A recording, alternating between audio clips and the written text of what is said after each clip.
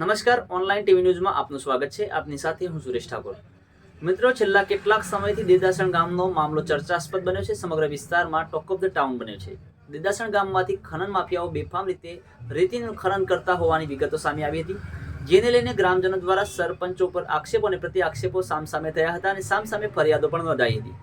સમગ્ર મામલે ગામના સરપંચ પતિ દેવુસિંહ દરબાર અને ઉપસરપંચ સહિતના લોકોએ ઓનલાઈન ટીવી ન્યૂઝ મીડિયા સમક્ષ પોતાની વિગતો આપી છે અને સમગ્ર બાબતે શું ચર્ચાઓ ચાલી રહી હતી, શું વિગતો હતી તે તેમણે વિગતવાર રજૂ કરી છે.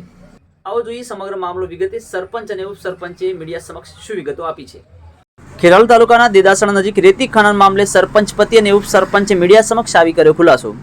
ખેરાલુ તાલુકાના દેદાસણ ગામ નજીક નદીમાં ગેરકાયદેસર રેતી ખનન મામલે મહત્વનો ખુલાસો સામે આવ્યો છે. સરપંચ પતિ દલપતસિંહ અને ડેપ્યુટી સરપંચ રૂપસિંહે જણાવ્યું કે પંચાયતના વિકાસ માટે ખનીજનું કામ કરતા લોકોને પંચાયતમાં બોલાવી ગામના વિકાસ માટે અમુક રકમ આપવાની શરતે પરમિશન સાથે ધંધો કરવા આપવા માટે ચર્ચા કરવામાં આવી હતી. તેમ છતાં દેદાસણ ગામમાંથી અનેક લોકો કોઈપણ પ્રકારની પરમિશન વિના નદીમાંથી રેતી ગેરકાયદેસર ખનીજ ચોરી કરતા ડેપ્યુટી સરપંચ રૂપસિંહે મહેસાણા ખાણ ખનીજ વિભાગને જાણ કરી હતી. ત્યારબાદ ખાણ ખનીજ વિભાગના અધિકારીઓએ દેદાસણમાં આવી વિસ્તારમાં રેડ કરી આઈવા, લોડર, ઇટાચી સહિતની સામગ્રી જપ્ત કરી હતી. રેડ દરમિયાન ખનીજ ચોરી કરનારાઓ બેફામ બન્યા હતા અને સમગ્ર મામલે આમને સામને આવી ઝપાઝપી કરવામાં આવી હતી. આ સમગ્ર બાબતે ડેપ્યુટી સરપંચ સહિત રૂપસિંહ અને દલપતસિંહ મીડિયા સમક્ષ વિગતો આપતા સ્પષ્ટતા કરી હતી કે દેદાસણ ગામમાં પંચાયતનું નવીન મકાન સહિત વિવિધ વિકાસના કામો માટે સરકાર અને લોકોના સહયોગથી વિકાસ કરવા અંગે ચર્ચાઓ કરવામાં આવી હતી, પરંતુ સમગ્ર મામલે આમને સામને લોકો આવી જતા વિવાદ વધી ગયો હતો. વધુ સમાચાર અને અપડેટ્સ માટે જોતા રહો online TV news. Suresh Thakor અને ફારૂક મેમણ સાથે. શું નામ આપનું? મારું નામ પરમાર દલપતસિંહ છે. શું કહેશો, શું બનાવ બન્યો? હવે બનાવમાં જો હું સરપંચ પતિ છું દેદાસણ ગ્રામ પંચાયત. હવે મને અવારનવાર ગામમાં ફરવાથી આમ જાણવા મળેલું કે સાબરમતી નદીમાંથી ખનીજ માફિયાઓ રેતીની બધી ચોરી કરીને લઈ જાય છે, રેતી ભરી, બરાબર છે, વગર પરમિટ વગર મંજૂરી સિવાય. આજુબાજુની પંચાયતોમાં હું જોઉં, જાણવા મળે તો આ વલાસના પંચાયતમાં 1.5 કરોડ મંજૂર થયા તો ગામનો વિકાસ સારો થાય. એવી જ રીતે જો દેદાસણમાં લીઝવાળા લીઝ ગ્રાહકો જો માલ ભરી રેતી ભરી જતા હોય તો પણ ગામનો વિકાસ થાય. તો વિકાસની કરવા માટે, વિકાસનો વધારો કરવા માટે અને ગામમાં સારું થાય એ માટે મારો એક ઉદ્દેશ હતો ને ધ્યેય હતો અને લોકોની લાગણી હતી કે ગામમાં કંઈક સારું થાય અને ગામમાં જે દબાણો બબાણો હોય દૂર કરવા, રસ્તાઓ ખુલ્લા કરવા, આવા વિચારોથી હું આ મારો ધ્યેય ચાલી રહ્યો હતો. પણ આ લોકોને એમને બોલીને, પંચાયતનું બોલીને એમને વાત કરી હતી કે ભાઈ તમે જો તમારા આ રીતે રેતી ભર્યું હોય તો રેતી ભરવા માટે તમારી જો લીઝ કે ખનીજ હોય તો તમારે રેતી ભરવાની, ચોરી કરી રેતી ભરવાની નહીં. અને ચોરી કરશો તો ચલી લેવામાં આવશે નહીં. આવું બોલે બંને પાર્ટીઓને બોલીને અમે વાત કરેલી, પણ એવું અમારું માન્યા નહીં. 2 દિવસ સુધી રાહ જોઈ તો પણ એમને પછી ચાલુ કરી દીધું અને ચાલુ કર્યા છે. પછી હું તો હાજર નહોતો, પણ ભાઈ રૂપસિંહ કુબેરસિંહ હાજર હતા તો એમને એમની રીતે જાણ કરી અને ખનીજવાળાને બોલી ખનીજ પકડાઈ.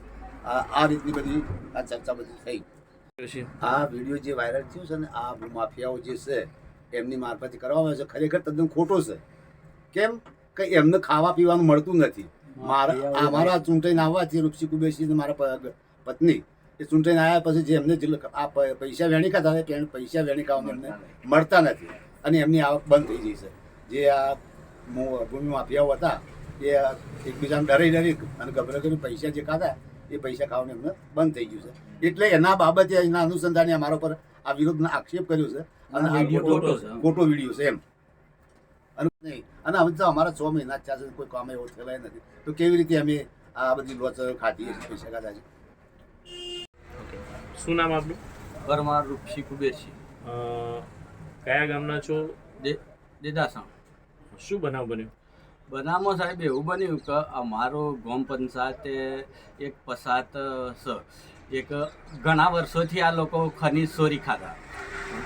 એકદમ બધું ચોરી કરતા હતા, પણ કેવી રીતના ચોરી કરતા હતા? લોડર રાખ, ઇટાશી રાખ, ટ્રેક્ટરો, હાઈવા આ બધું રાખીને ચોરી ખુલ્લે આમ કર ધમકી આલી. અને પછી કેવું કરો, અમે કીધું કે સાહેબ અમે એને બોલાયા પંચાયત ઓફિસમાં તલાટીની રૂબરૂ. અમે કીધું કે તમે ભાઈ આ રીતના ચોરી કરશો તો અમે સલાઈ લેવામાં નહીં આવી. આટલા વર્ષોથી તમે સલાયું તો બરાબર છે, પણ અમે એમને આવી રીતના મફત પંચાયતમાંની માલ કાઢવા નહીં, નદીમાંની કોઈ રેતી નહીં ભરવા દઈએ. તમારું પરમિટ નહીં તો કશું નહીં, તો એમને તમે આવી રીતના ખનીજ ચોરી જોઈએ તો ચાલશે નહીં. એમ કરીને અમે એ લોકોને મેં પછી ફોન કર્યો ખનીજમાં. એ લોકો સાહેબો આવી ગયા રાતે 7 વાગે આવી જાય કે હું તરત એ લોકો એ સાહેબોને લઈને ટ્રેક્ટર લઈને નદીમાં જો સ્થળ ઉપર તો ત્યાંથી લોઢર પકડ્યું, ટ્રેક્ટર નહાયો, આટલો સાધનીઓનો પકડ્યો. અને પછી એ પકડાય કે એ લોકો મને કહે કે આ પેલા સરપંચ ને ડેપ્યુટી સરપંચ થઈ ગયો છે તે બેન શોધવાનું તો કરિયર હાઈવામાં 10 દાડાની અંદર કચડી નાખવું છે, ઓમ કરી નાખવું તેમ કે આવી ધમકીઓ આલવા માંડ્યા ખુલ્લે આમને. પછી વારે ડેરી આગળ ઝઘડો કર્યો જબરદસ્ત મારા.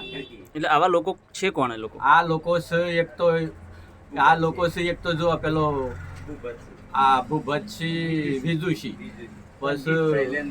પછી શૈલેન્દ્રસિંહ સિંહ, પછી રણજીતસિંહ વિજયસિંહ. આ લોકો આવા માથા ભારે છે. જોરાવરસિંહ ગોપાળસિંહ આવા લોકો છે. એટલે પછી એ લોકો મારા હંગાથી આવી રીતના મને ખૂબ ધમકી આલી અને આ લોકો આવી રીતના ખનીજ ચોરી જાય છે. આ અંગે તમે ખેરાલુ પોલીસ સ્ટેશન કે કોઈ જાણ કરી? હા સાહેબ, પછી બીજા ખેરાલુ પોલીસ સ્ટેશનમાં અમે જ્યાં સરપંચને બધા રૂબરૂબ જઈને સાહેબને જાણ કરી, ફરિયાદ આલી, લેખિત ફરિયાદ આલી. સાહેબ એટલે સાહેબ ત્યાં પણ ગાડીએ મોકલી પણ હજુ શિકાર પકડ્યા કે ના પકડ્યા મને કોઈ જાણ નથી. પંચાયત આગામી સમયમાં શું વિચારી રહી છે?